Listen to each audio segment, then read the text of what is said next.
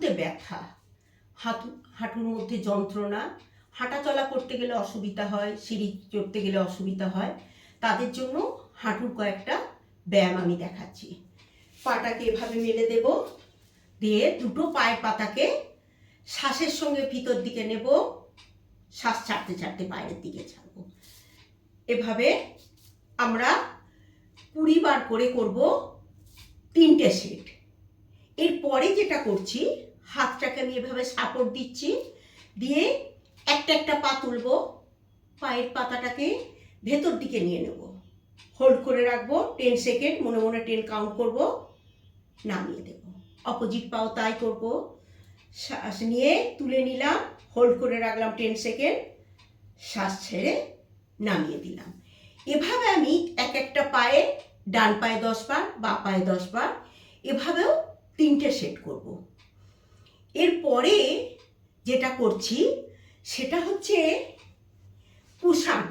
একটা কুশানকে এইভাবে হাঁটুর নিচে দেব, দিয়ে হাঁটুটা দিয়ে কুশানটাকে প্রেসার দেব, শ্বাসের সঙ্গে এটাও তাই। প্রেসার দিচ্ছি, শ্বাস হোল্ড করে রাখছি, আবার রিল্যাক্স করছি, শ্বাস ছেড়ে দিচ্ছি। Inhale exhale, inhale exhale. এভাবে 25টা করে আমি 3টে সেট করব।